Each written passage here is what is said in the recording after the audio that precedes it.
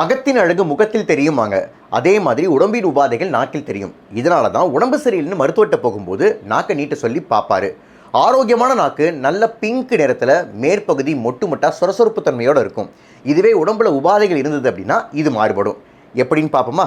Number 1, நாக்கு வெளிரி போய் சொரசொரப்பு தன்மை இல்லாமல் வழவழன்னு இருந்தால் இரும்புச்சத்து குறைபாட்டால் ஏற்படும் இரத்த சோகை அப்படின்னு அர்த்தம்.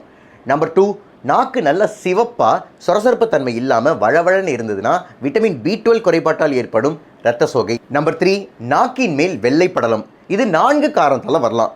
முதல் காரணம் நாக்கை ஒழுங்காக க்ளீன் பண்ணாமல் இருக்கிறது. இரண்டாவது காரணம் ஓரல் கேண்டிடியாசிஸ் அப்படிங்கிற ஒரு பூஞ்சையால் ஏற்படும் நோய். இது ரத்தத்தில் சர்க்கரை அளவு அன்கண்ட்ரோல்டாக இருக்கும் போதும் எதிர்ப்பு சக்தி குறையும் போதும் வரக்கூடியது. மூன்றாவது காரணம் லியூகோப்ளேக்கியா, புகையிலை மற்றும் பாக்க அடிக்கடி பயன்படுத்துகிறவங்களுக்கு வரக்கூடியது. இது புற்றுநோயாக மாறலாம். நான்காவது காரணம் லைக்கன் பிளானஸ், தோல் மற்றும் வாயில் ஏற்படும் நோய். நம்பர் 4, நீல நிற நாக்கு. ரத்தத்தில் ஆக்சிஜன் மிக குறைவாக இருந்தால் நாக்கு நீல நிறத்தில் இருக்கலாம்.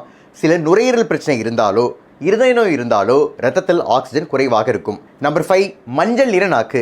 ஹெச் பைலோரி அப்படிங்கிற பாக்டீரியாவால் குடலில் அல்சர் ஏற்பட்டால் நாக்கு மஞ்சள் நிறத்தில் இருக்கலாம். இதுவே நாக்கின் அடிப்பகுதி மஞ்சளாக இருந்தால் மஞ்சக்காமாலையாக இருக்கலாம். Number 6, fissure tongue.